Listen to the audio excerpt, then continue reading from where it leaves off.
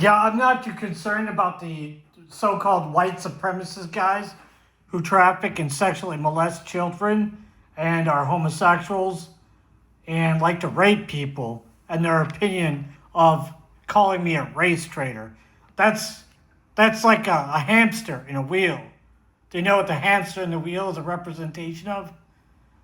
The hamster running in the wheel is a coping mechanism because the hamster is used to running 2 to 3 miles a night to gather its food. What you're doing is presenting yourself as as an authority on something as a means of coping. It indicates that you were sexually molested when you were young. And since we know that your primary goal is to do queer rights or gay pride and all this other stuff, your intention to promote your own self-interest includes, as you've demonstrated, opening the age of consent so you can pretend that people who are minor attracted don't have their rights violated. But by doing so, you're in essence admitting that you are attracted to minors and you want to have legalized access to minors. And that in fact that you're saying that your movement is growing, you're in fact admitting that you are either aware of child molesters and rapists or you're involved with the act itself. And if you're not aware, rape is a power game. When somebody rapes somebody, it doesn't necessarily mean they're sexually desired, is the reasoning. It's about control of the other person. The attractiveness and the innocence of the person is what you're trying to maintain dominance and control over. It's a subconscious trigger, like somehow you had lost control of your own life and you're trying to externalize and internalize, grasping that control back by subjugating somebody else. So what this basically means is, since statutory rape means sexually assaulting a minor, you're trying to maintain dominance over someone younger than you because for some weird maladaptive reason, you were subjugated while you were a child and thus traumatized to the point where you validated your reasoning as being enlightened by the fact and enlightened in the idea that you're being persecuted when somebody tells you that doing so is wrong. Long story short, you're wrong. You're in denial that you're wrong. And you're in violent denial that you're wrong. And you continue to double down, telling yourself that rape and sexual assault is the correct thing to do when you're faced with somebody who doesn't comply with your demands as some form of weird mistrust or idea that you can maintain control over somebody using fear, intimidation, and domination. Here's the thing. When they lock people up in prison, the guards do that stuff to the prisoners as well.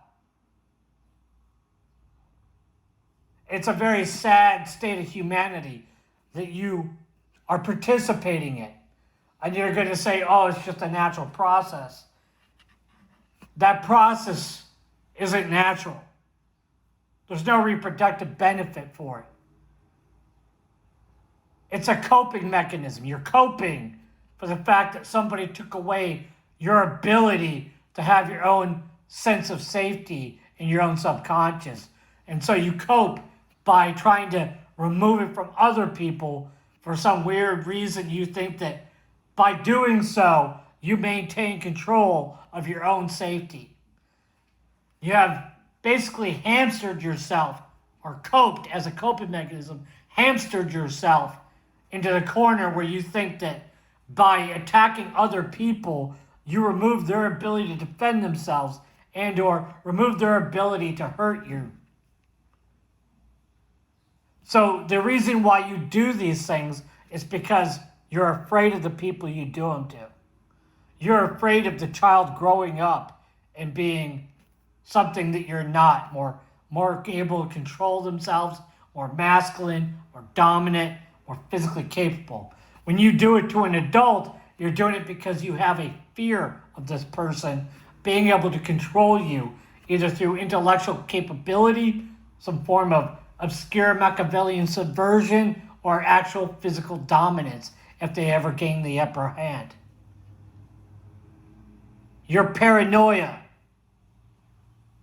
Rapists tend to be at a higher percentage, rapists tend to have a higher percentage of signaling for stuff like paranoia, schizophrenia, psychosis. Rapists in particular tend to have a very high level of internal schisms. A high level schism is where they essentially separate themselves from reality and initiate upon a fantasy world where what they're doing is the correct action. That's what a psychological schism is. It's a form of dementia that's self-induced that mirrors psychosis very closely. So it's not schizophrenia technically, because schizophrenia is a genetic disorder that's testable, and almost all schizophrenics are diagnosed by the age of 19 or 20 because the signs start showing up around 15, 16, and 17. And it's a very unfortunate disorder. You can't trigger that in somebody when they're already past that age because it's a genetic disorder. It's like multiple sclerosis, Huntington's, which has very good treatments now, and all these other diseases like Parkinson's or some of the other ones, Lou Gehrig disease, that are essentially, we don't really know how those ones work, but they are genetic disorders. And so we can screen for schizophrenia regularly and very accurately. I'm not saying that's something you should do, but you can't be diagnosed for schizophrenia in your 30s and 90s. 30s to 90s. Excuse me. I misspoke a little. Because that window of genetic triggering has already occurred. And if you're talking about, or rather you're speaking about late onset Alzheimer's or early onset Alzheimer's, which is a form of dementia, that's usually caused by trauma or pollution in the brain pan itself, which both of them can be treated. I used to run a website to study neurochemistry, by the way. I used to finance it.